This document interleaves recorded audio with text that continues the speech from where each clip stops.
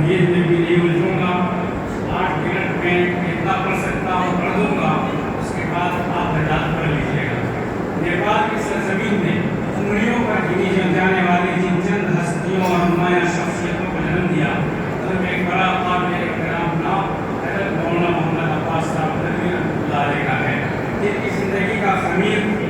پور کی مقدس سرزمین سے تیار ہوا اور دیکھتے ہی دیکھتے وہ نیپال کے افق پر آفتاب و آفتاب بن کر چمکے اور گرد و نواح میں اپنی یادوں کے انگیٹھے گوش چھوڑ گئے.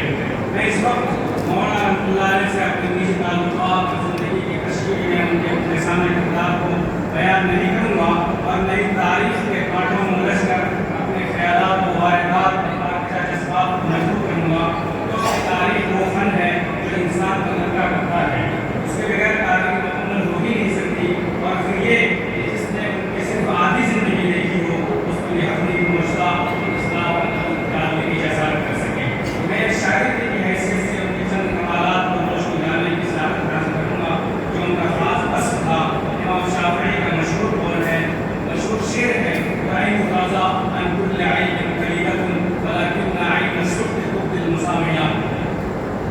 میری آنکھوں نے انہیں پسند کیا ہے, اس لیے ان کے ہر ادا میرے لیے عزیز ہے. اس فنا پذیر دنیا میں خیرات دوام اور نیک نامی انہیں کی حصے میں آتی ہے جو مخلوق خدا کے رزق زخموں پر مرہم رکھتے ہیں اور میدان علم عمل کے شخص سوار ہوئے ہیں. تاریخ اگرچہ سلطنتوں کے بانیوں اور کشور کشاؤں کو بھی یاد رکھتی ہے, مگر اس سب احترام سے سر انداز کبھی ان کے سامنے نہیں جھکتے اور دل میں ان کے لیے کبھی محبت و پیار کے جذبات نہیں امڑتے. سکندر و چنگیز و ہلاکو و ہٹلر کا نام بھی زندہ ہے. فرعون, نمرود, حامان و جہل کو بھی تاریخ نے ریکارڈ کیا ہے, مگر کوئی صفا کی زندگی اور حیرت کا نام کی وجہ سے. مگر جو انسانوں کے لیے اور دھرتی پر بسنے والی مخلوق کے لیے کسی باعث رحمت بن جاتے ہیں, ان کے علم و ہنر اور فضل و کمال کے فیض سے سیرتیں بنتی اور ڈھکتی ہیں, اور عزت و افتخار کی پیشانی پر پورے امتیاز پسندے جاوید بن جاتے ہیں.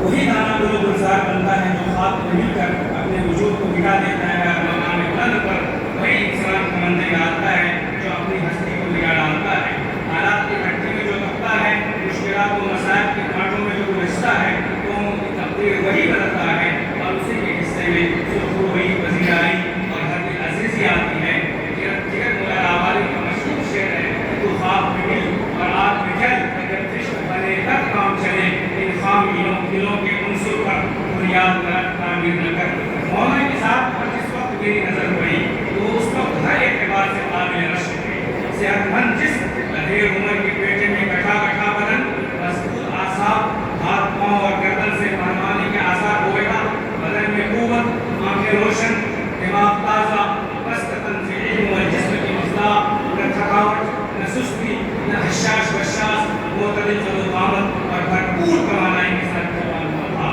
دوسری طرف فکر معاش سے بے پرواہ, تمام آسائش موجود, نعمتوں کا انبار, کھانے پینے پہننے اور بھی ہر اعتبار سے مالا مال, راحتیں اور اقبال بندیاں ہاتھ باندھے کھڑی, نہ فکر فردا, نہ غم دورہ, نہ کوئی بیماری, نہ دور تک اس کے کوئی آثار. تیسری طرف دارالعلوم اسلام جلپور جیسے باوقار دانشورے و عرفان کا اہتمام, اساتذہ سماعات کے لیے حاضر, ادب و احترام و عقیدت سے گردنیں جھکی ہوئی, طلبا دل و جان سے فریفتہ,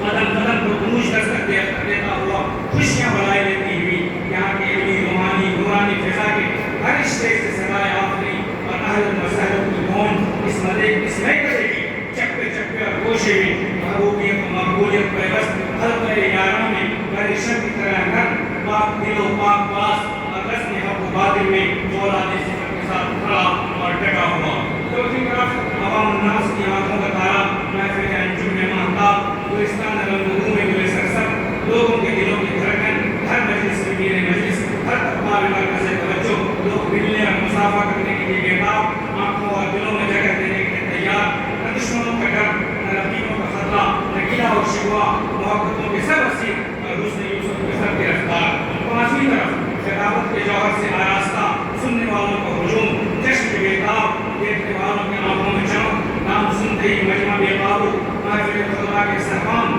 اسٹیج کی رونق, علماء کی زینت, علماء کے درمیان اپنے ناز و انداز, شکل و صورت,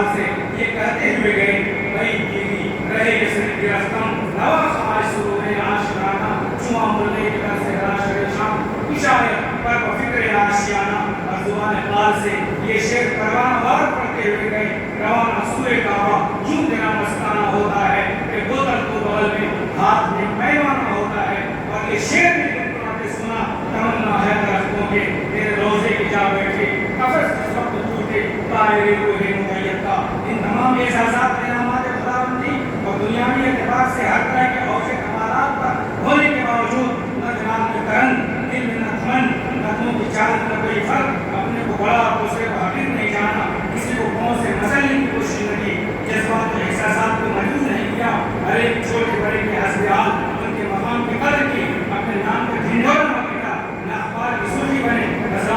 जो लोग आज के इस वतन देर में जरा सभी के ऊपर पड़ते हैं और थोड़ी सी शोहरत वापस पाकर जाम से बाहर निकलने लगते हैं, उन्हें अपने तर्ज जिंदगी और अपने मुतअद्दिल और जाम शख्सियत की रोशनी में ये खामोश पैगाम दिया, रखना है कहीं पाँव तो रखे हो रखो हो कहीं पाँव, चलना जरा आया है तो इकरार चलो, दीवाना खुले कर दिए जंजीर है और तुम क्या ठाट से गुलशन की हवा खाए चलो, मैं नहीं कोई खामी है नसावर में कोई खोट पीना नहीं आया है तो छलकाए चलो, हम कुछ नहीं करते हैं कोई कुछ नहीं करता, तुम क्या हो तुम सबको कहलवाल चलो, जुल्फों की तो फितरत है लेकिन ये प्यारे जुल्फों से ज्यादा तुम्हें बल खाते छिपाए चलो हो।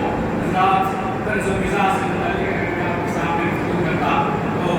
यकीनन आप अशश करते जो कि मुहतरम अली है मौलाना के तंज़ो मिजाज के ताल्लुक से जो बहुत मशहूर है, मौलाना के तंज़ो मिजाज मैंने 10-15 उनके मलफूज़ात मैंने नक़ल किए हैं मुख्तलिफ मजलिसों में चुन करके, वो ऐसे हैं कि आप अगर सुने तो अशश करते जाएंगे, फड़कने लगेंगे और आप सुनने में मजबूर होते हैं, लेकिन वक्त की नगीना है